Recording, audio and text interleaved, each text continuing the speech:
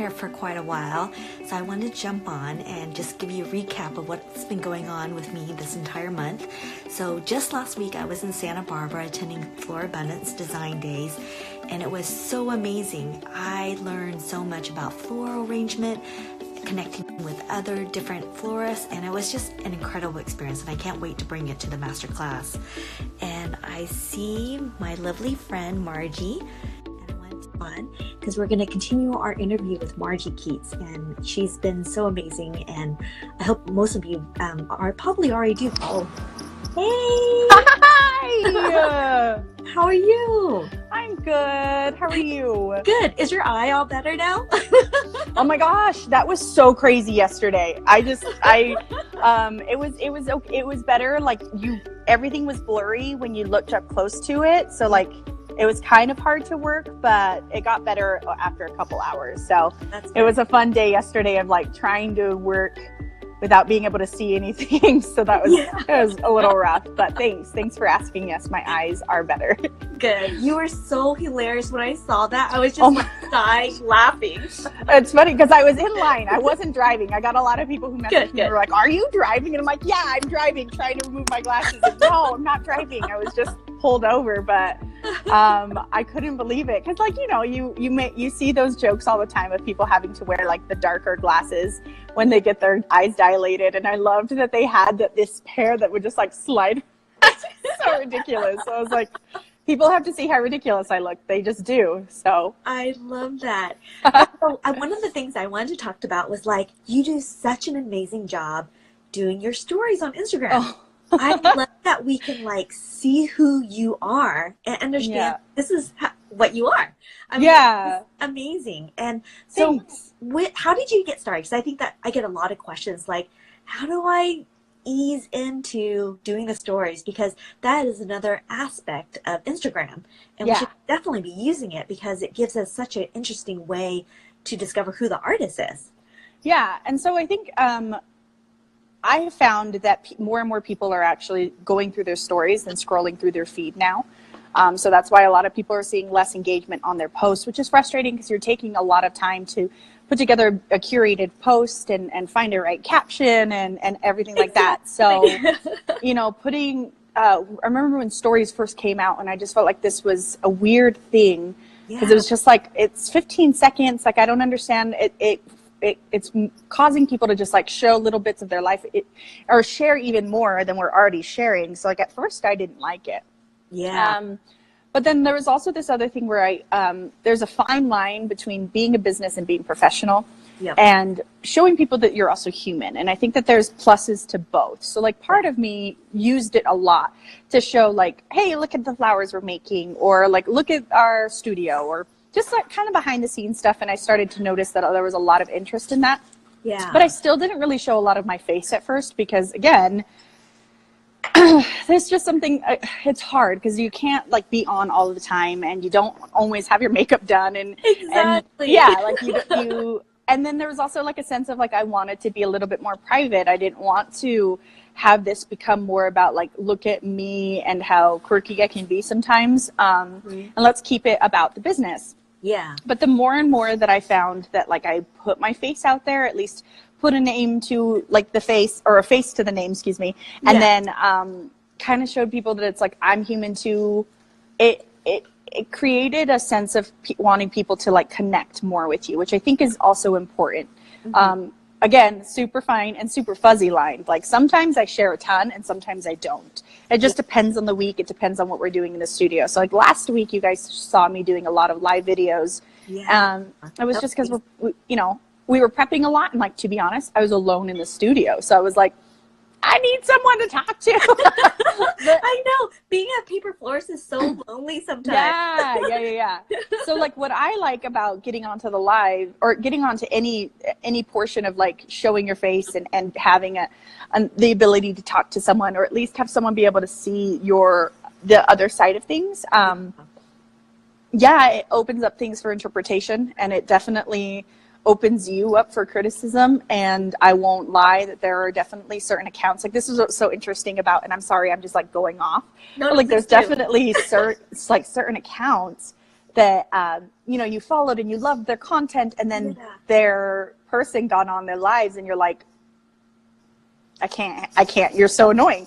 So like, I know that happens, and that's totally fine. It's understandable, but like, so that's part of my concern. I was like, I don't want people to get annoyed because I can get pretty crazy, but I also want people to see that I'm a human. So it's a really fine balance, and you basically kind of just, you have to go with your gut. Yep. And I think it's a little easier for me because my natural personality is to be really out there and really outgoing and want to bring people into like whatever I'm doing. Yeah. But I think what that does, I really do, like, even if you are more introverted and you want to keep things more private, if you open yourself up a little bit, just to kind of show people that there's a human behind that screen. Yeah. I think it creates a connection. You want people to connect with you, and that's the whole point of Instagram anyway, right? Yeah. Exactly. So I don't know if do you have like so that's kind of why I do stories, and like I said, I don't do them consistently. Well, I'm starting to do them a little bit more consistently, but like I think last week was kind of an anomaly because of how much time I had on my hands because I was just doing prep work. So yeah, exactly. Yeah, that's so awesome. Yeah. Well, okay, so for stories, I use Unfold a lot to kind of curate my storyline. Yeah, I see that. It's beautiful. Yeah, it's free. I highly recommend it. It just gives something a little bit more pretty to look at instead of just the thing. Do you have any apps that you recommend for stories? I don't. I know I haven't caught on to that yet. Like I see that people are doing and using different apps in order to make their stories look nicer. Yeah.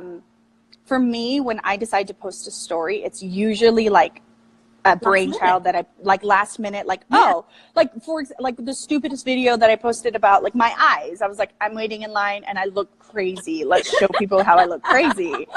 And the whole point of doing that's like, I don't know how the apps work, but it feels like it's more premeditative, which in certain posts that I do in my stories, like showing off Valentine's Day or like something new that we've made, and those make more sense. But like the candid stuff, I feel like if you put it through an app, then it becomes less candid. Yeah. So, and I think that's like, I'm not saying that you have to be candid. It's just for me, like that's part of what my way my stories go is just like, oh, like I had my phone out anyway, right? Yeah.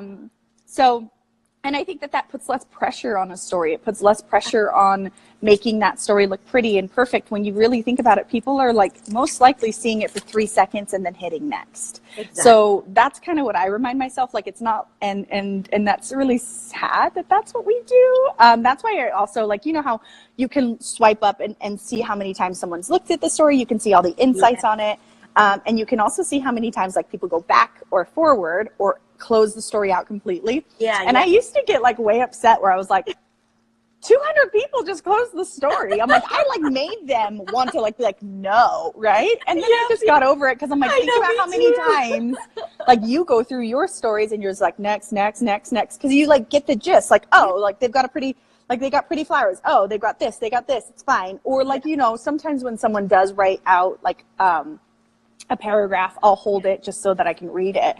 But anyway, I think that stories is just it's definitely, I have found that you kind of, if you're not using stories, then you're missing out on an aspect of Instagram that unfortunately you kind of have to do now that we have stories and now that we have a faster way to see content without having to scroll. You kind of have to. So if you have a new product or like, I'm seeing a lot of people, and I'm starting to do it too, where it's like if you did a new post, then they'll put this post in the story. That's a great opportunity to get people to get back onto your page. But then I think about it, I'm like, how many times do I actually follow through and go to that person's page? Probably like 10%. It's a great way for someone to see it, right? Because So I know that there's probably people who see my story who don't see my post. So like you're just covering your bases. So you might as well, oh my gosh, I'm sorry. My assistant, I'll show you guys really quick what we're doing. We're doing flat lays so that we can get some better, like some more fun photos of our Valentine's Day bundles, just so that we can have more things to post. Yay. And we're blowing up these balloons, and she just like, oh my gosh, yeah, they're really cute, right? But she kind of she almost popped it. Like she was blowing so hard that it made a really weird noise. So I was like, oh. So sorry. Anyway, awesome. So stories are, I think, a necessary thing. That I think that it's important for you to utilize it. It's another tool, and even if you just post like something once a day, like you don't have to have one of those storylines where you have like 1,800 bars at the top, because those people immediately will be like, absolutely swipe. They'll swipe it away. They'll swipe it away.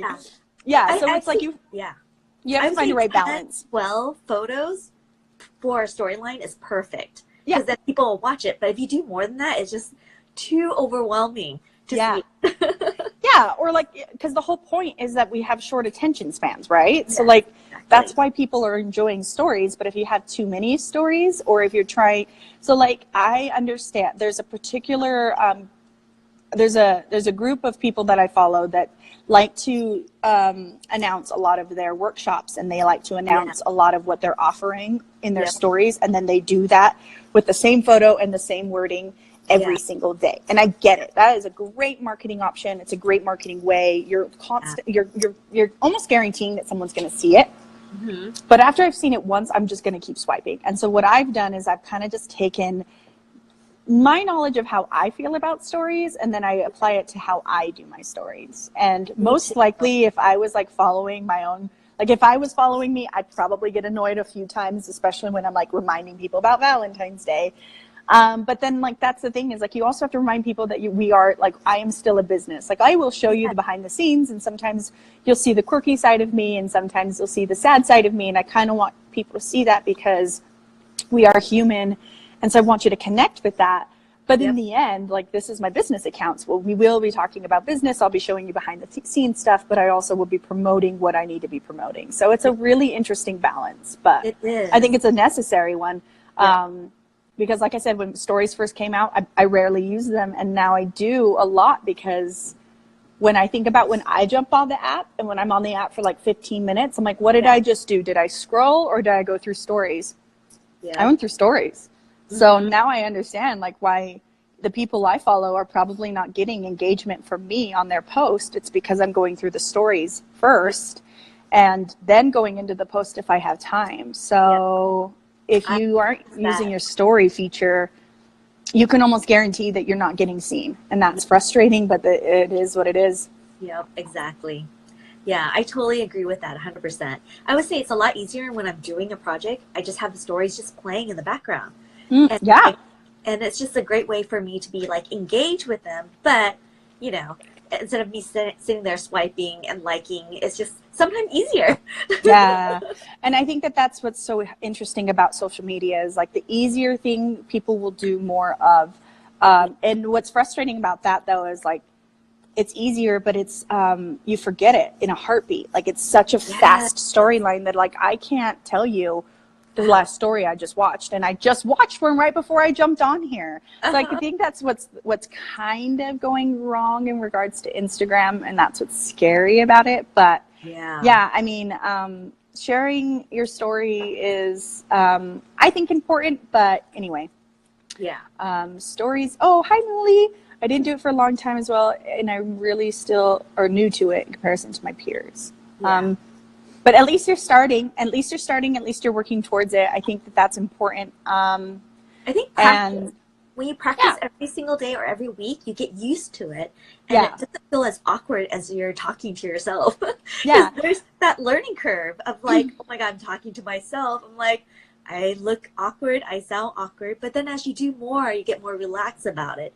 And so I think just doing it, and just, it's like riding a bicycle. You just keep going and going. Well, and one thing I've also found too is I'm really surprised with how much people enjoy seeing the like very minimal behind the scenes stuff. Like I'm really surprised that people like to see a grouping of flowers once they're done. I'm surprised that people like to see not necessarily step by steps, but like even just showing like the process of what my table looks like, or what my baskets look like, or anything like that. And that's something that I never thought people would be interested in. And I find that people are really like, it's just fun to see that behind the scenes. And I'm not saying that every florist or every paper florist or ever anybody who's a creative has to show that, because I understand that there's also proprietary stuff that you may not want to share. But it's just another outlet, and within this app, which if you've worked really hard to get a following, you worked really hard to create your brand, and you worked really hard to create an authentic your engagement. You might as well try to keep engaging them on the same app instead of moving to a different platform. But I can understand why stories seem daunting, because I don't have much trouble getting on here and like looking like a weirdo, like, and it's fun, because it's fun for me to be like, I am not perfect, and so let me show you how unperfect I am. You inspire me so much to do that too. I just think it's kind of refreshing, because like I kind of get sick of seeing everybody's perfectness, and so I keep thinking back to when I realized that my favorite filter was back, and I needed to share that with the world. And I did the video, and before I hit post, I was like, I look like a mad woman talking about a video or a filter that I don't understand why that matters to me. It was right? Because I was just like, and I was so excited. And even I like looked at my assistant, I was like, should I post this? And she's like, I don't know, you were insane. And I'm just like, post. Like, so oh my gosh, I cannot wait to meet you in April, and we're going to do some fun lives. Yeah, we're going to do some great lives. We're going to do some great stories. But it's an interesting, I don't know, it's a fine line though. So, because at the same time, like, the last thing I would want is a future client to see that and be like, crazy what?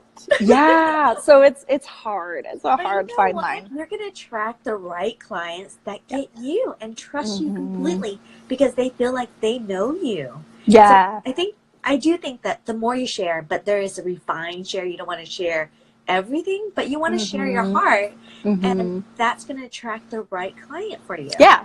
I completely agree. And especially in the business that we're in, when you're sharing your heart, or at least sharing a little bit about yourself. You're already putting so much of yourself and so much of your heart and soul into the flowers that you're making. So it's fun for people to be able to see that the other person in it. But you know whose stories I envy a lot? Oh my heavens.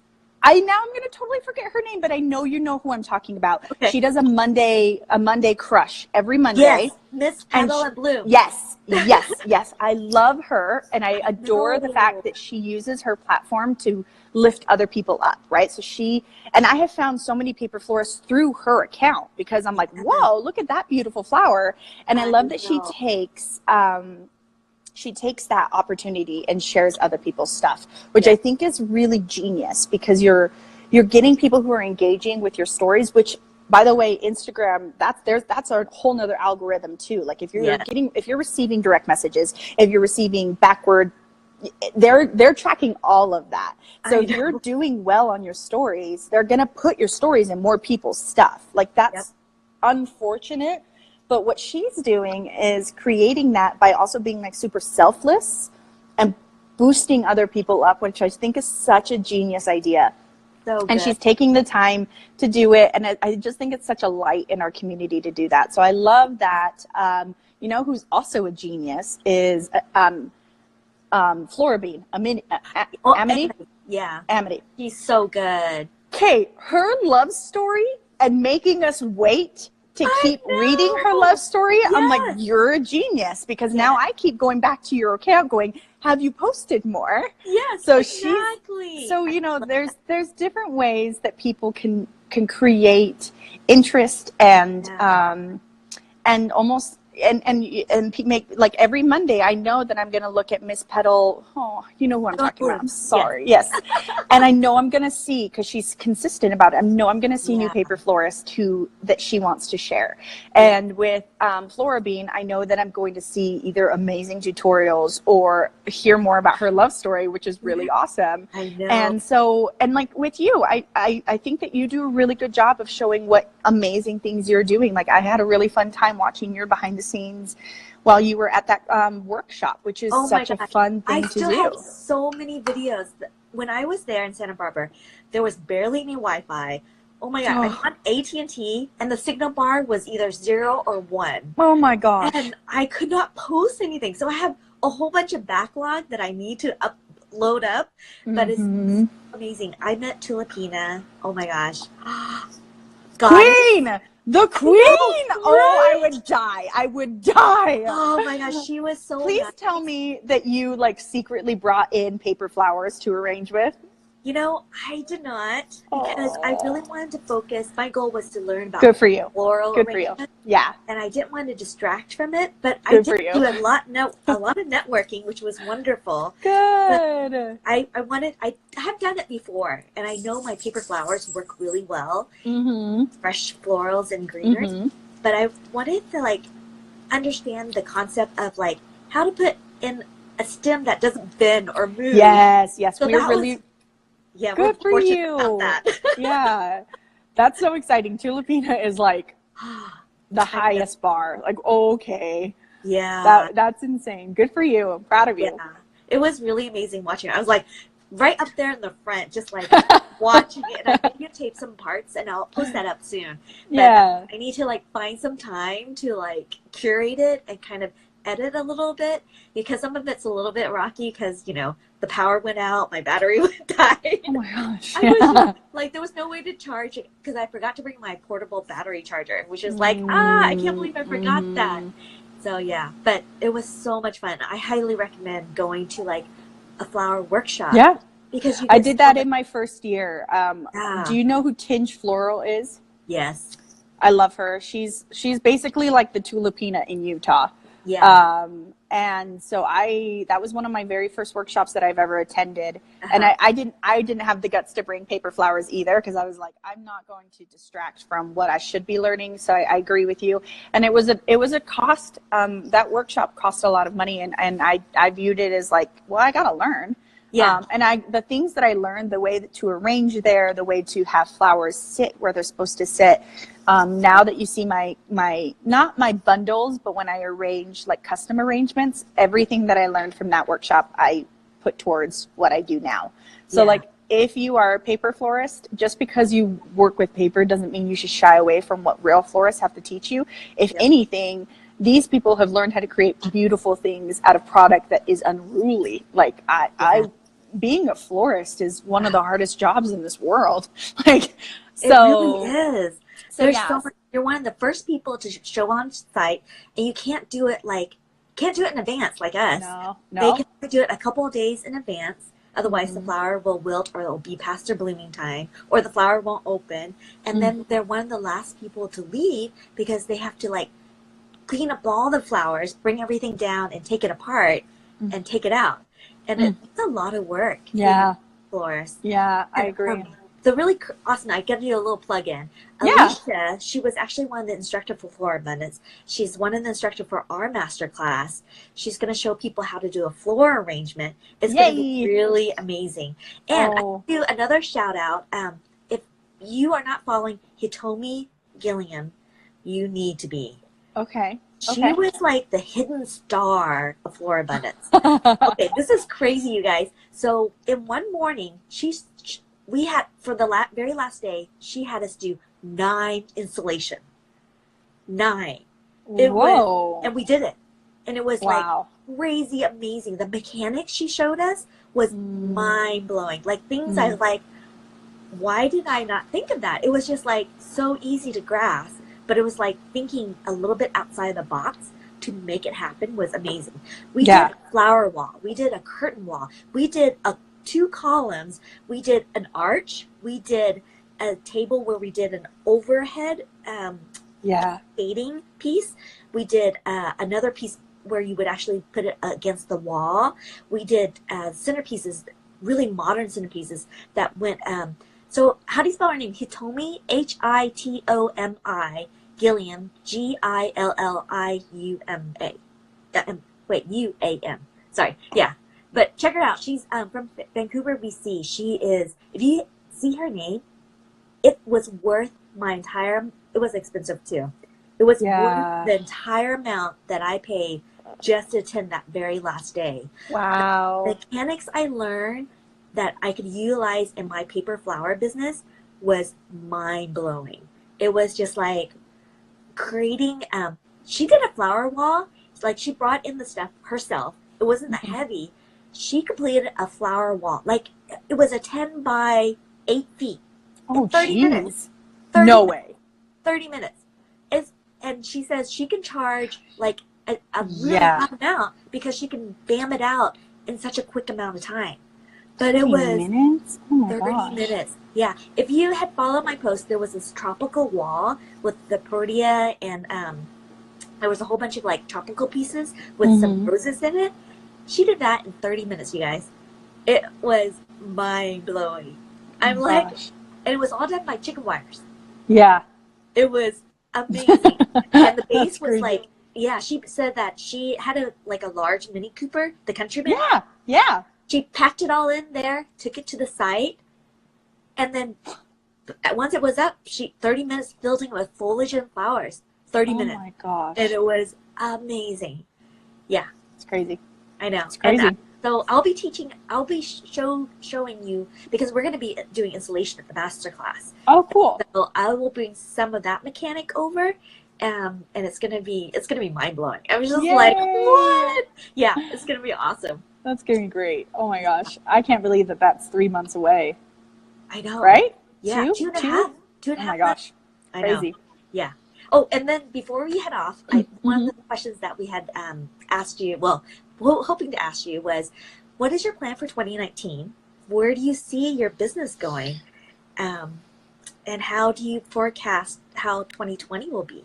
Oh gosh. I know, right? So 2019 is I think it's going to be a building year. So it's not a year that we've got a lot of like 2018 I knew was a year that I'd be focusing a lot on the still lifes. So, and getting all of those ready or finished or whatever we were trying to do with them. So 2019, we have launched our subscription service. So basically focusing on getting more subscribers every quarter and just staying on top of that. And then I do want to focus on different marketing tactics for 2019 as well. And just kind of the way we take what we do is literally like quarter by quarter. So 2020 is so far away right now that I have no idea. I'm getting a second wind on still lifes as well.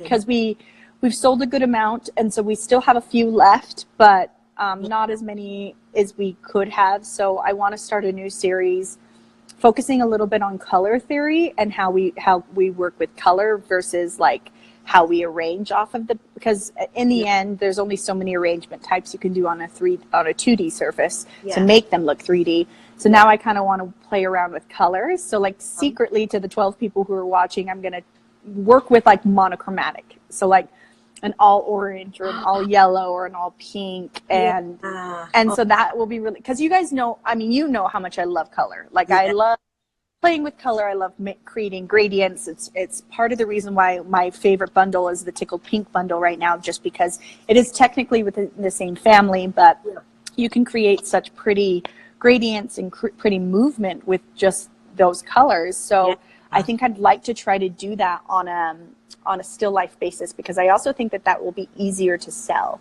You know, a lot of our still lifes have a lot of color, a lot of things going on. But if you stick with one color palette, or at least one color family, then that can go into a home a little bit easier instead of, We should do praise of colors. Yeah. So like kind of working around with like, and just playing. And then, so in that case, there's not a lot of, you know how we kind of work with paper that there's only 2 or 3 colors within a palette. So then I'll be working with a lot of different techniques in order to dye or create the different colors that I'm going to need. So that's just an idea after Valentine's Day and Mother's Day, because obviously we're just focused on that right now. So I guess just, the keeping up our subscriptions, possibly starting a new still life line. We're getting a lot more questions about how to get into we have a lot more questions about wholesale options. So there's a few different boutiques in different parts of the country that want to start carrying our flowers, which is exciting, but also like really, really hard, because wholesale for our blooms, as you know, and most paper florists would know, there's wholesale, not a lot of margin. well, there's just not. It's a handmade product. Like the wholesale cost, if I did it the proper way, which is like materials times 2, that's not, that doesn't work for us. So, and I think that you also have to be careful because, you know, they need to mark it up in order for them to make money. So it can't be more than what we're charged. It's going to be tricky. But I also think it's a great next step because, you know, we're doing just fine selling it off our website, but it'd be fun to get our things in different markets and see how well they do. So that's a learning curve in itself. Exactly. But I think this year was the year, like the last couple of years, obviously your first year, your second year, and your third year, you're doing your best to just keep pushing the mold. And I think this is our 4th year, and I want to slow down a little bit and just enjoy the things that are working and keep making them work well. Exactly. And but you know, this is also January, and I'm also just like in the middle of Valentine's Day. We shall see, because I don't know, I might change my mind in a couple months and be like, I'm gonna do this now, and you just that's what's great about. No, you don't know. Yeah, it's important to keep the doors open so you can see possibilities, to see what this opportunity will bring you. Because you shouldn't turn away from it. You should look and peek and see will it work or not. Yeah. Well, I'm excited though, because this year will be the first year that, I mean, I've met a few paper florists in my life, but this year will be the first year that I get to meet a lot of them at the master's class, which is going to be amazing. And then, because, you know, there's these people who've supported you and loved you for however long, and so it's going to be really nice to meet them in person. And then I am still planning on going to see Tiffany Turner's show, so that's going to be great. Awesome. I'm traveling a lot more this year too. I'm going to go to Africa to see my sister. She's doing a Peace Corps stint there, so we're going to South Africa in March. So just like, I think I'm just taking it the business not necessarily slower, just like enjoying the hard work that we put into it in 2018 and seeing how well we can transition by, like, I'm hoping that the subscription just keeps growing and we can keep offering, like, the next step I think for sure is to offer different color palettes, because this year the first time we launched it, I didn't want to get too overwhelmed, so I basically was just like, everyone who wants this is not going to be able to choose colors. Like, this is just what we have. So I think the next option is to be able to choose palettes, because I also understand that there's certain people who are like, I don't want a bright yellow flower in my house. But like, if you can choose your palette, then that's a little bit more fun. So we just have a few different options, and we'll just keep growing and trying new things, because that's really all you can do, and hopefully something sticks. I know. I feel that way with my Posey Box. It's just kind of like testing things out, seeing how it's well received or not received, and then changing it to make it better for everyone. I think that you have to be open to criticism and open to feedback, and hopefully, you know, you can make it work and grow as an artist and grow as a business owner. And you just did a beautiful post about failure. I think that a lot of people assume that. I was also seeing someone else who attributed success to an iceberg. So you just see the top, and you just see, and Instagram is so terrible that way, where you just see what everybody's doing and they're doing right. So like, of course, we're only going to post when we do something right. And you don't see like the 700 things that had to go into place, and the late nights and the hard work and the failures that came behind it. And so I loved your post, because it showed people that just because, like, I mean, I failed multiple times, I'm still failing, and you just kind of, you brush it off. You cry a little bit if you need to, and then you learn from it and you keep going. Bouncing back from an idea that doesn't work is hard. Oh, it's so hard. So hard. And especially I feel like if you're we both can contest to that. Like, especially if you've put so much effort and time, and you're excited about it, right? So you're just like, everybody's gonna love this because I love it, and then it goes out there, and you're just like, okay, I guess no one liked it. It's fine. And I also think that we have a very interesting, and Muli, I wonder if you have this. So Muli is a creative that I work with here in Salt Lake. I love working with her.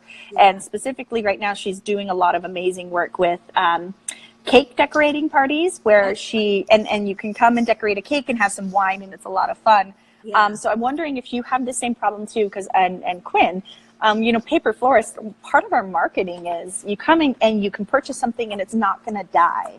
So then you kind of have to keep finding new clients, and that's difficult, especially when you're only marketing on one platform. So a lot of, you know, my followers have probably already ordered from me before. So then how do we keep creating new and interesting things? And how do you keep creating new and interesting decorating, like cake decorating things to keep bringing customers back instead of having to find new ones? Yeah. It's really difficult. And so like I'm finding, so that's what's also hard about like bouncing back from an idea that doesn't work. It's just like you're trying something new in order to keep getting more, like bring new clients in, or even get your current clients excited about your product again. And if that doesn't work, then you're just like, oh my gosh, I don't know what else to do. Yeah. So exactly. anyway, Yeah. Mm-hmm. But I guess that's part of business. But anyway, I hope this was informative. Do you have any other questions for me? No, I don't. I mean, it's just, this month, it's January, but it's so overwhelming with me with everything that's going on. So it's been interesting. I'm trying to still like breathe and kind of like, okay, got to do this, got to do that. And then for me, I have to get ready to do my state taxes. So that's taking a big chunk of my time. Let's not talk about that. I forgot. I think I'm going to hire a CPA this year, because it's just, I must be doing something wrong. I'm like, what am I doing wrong? But no. Oh my gosh. I have a CPA. I've been using them for a long time. They are amazing. They just know all the new updated tax law that can be applied to you and ways to do things around. It's worth the money. Of all the people that I pay, you don't want to get in trouble with the government, especially on taxes, because that is the worst thing ever. Yep. So hire yourself a bookkeeper. If you can't do your books, hire a CPA is a must. So I have the Intuit app, right, where it's connected to all of your accounts, and and it automatically what's it called? Not categorizes, but I guess categorizes. It says if it's a write-off or not. So I love that app. If people are interested in doing their own bookkeeping, I found that is what keeps me, because then you can set rules so if you see a Michael's account or like thing come through, it's going to automatically do it for you. Exactly. So I love that part. And then what I love that it's so seamless that with not with QuickBooks, because I am in, like, that's what QuickBooks is. It's so seamless with TurboTax. It just gets put in. It's already done for you, and then you're done. But I think I'm doing something wrong still, because I'm not going to get so personal on here, but it's like, I don't know why I'm owing this much money. Like, yeah. So So what my accountant does is so I'm an LLC. So I'm an S corp. So they actually rolled my taxes in with my personal, and it's a 1040K. So it's not two separate ones. But you can actually take more deduction that way. Genius. I'm just going to get a CPA. Like, I just know. And in my head, I'm like, I'll still use Intuit. Because, like, you pay that yearly fee. I think it's like $150 a year to do it. But I'm like, I'd rather do this instead of, like, figuring it out. Yeah. And at first I liked it because then it would roll into TurboTax. And I felt like it was easier. But I'm like, I think that this is thinking that I personally am making this much, but I'm not. So I need to figure out how to separate, because I am an LLC. Yeah. Like and so this is another great piece of advice for anybody who's doing your own business. Like we have to wear so many hats. This is a hat that I'm just done wearing. Like I'm not good at taxes. I'm not good at this. Like I shouldn't have to worry about this. When it was your W-2 and you could put it into TurboTax and it was simple like that. Yep. Great. But when you're your own business and you have so many deductions and so many, like, there's so many loopholes, you could go wrong somewhere. Yeah. But then in my head, I'm like, So I think I need to call someone today. That's the other thing is, like, I need to find someone who also understands small business and then who wants to work with Intuit. Because I basically want to just give them access to the account and just be like, it's already done. Yeah. You figure out the numbers and let me know what I owe. Yeah, so QuickBooks. So I do QuickBooks, and my CPA, my bookkeeper, can actually log in separately with their admin rights to go in and do whatever they need to do. Yes. Information. And it's so magical because they don't need to bug you about pulling the numbers. They can just go in there, pull the reports that they need. If anybody's watching and is in Utah and loves their CPA, please direct message me. I need someone. Yes. Anyway. It's so important, you guys. So important to get your books in track. And tax season's coming up, so that will be an important topic to be talking about in the next couple of months. Anyway, I always love jumping on here with you. Thank you so much for having me. You're absolutely welcome. If you ever want to come up again, let me know. Okay. I love come on yours. You can come on mine. We're easygoing. Like I'd love to be able to do it. So, because I know we were originally doing it for the Posey Box, but if you ever wanted to just jump on even more, like, oh my gosh, I would love. It's always fun. Okay. Thank you. Thank you. And if you guys share more on your stories, have fun, show people who you really are, because in the end, why would you hide yourself? It's better to show. Anyway, okay, I love all of you guys. Thank you so much, Quinn. And so I guess we'll see each other in April. I know. Oh my gosh, hopefully sooner. I want to hop on with you again, so let's make it happen. We'll do it. All right. Bye guys. See ya. See ya.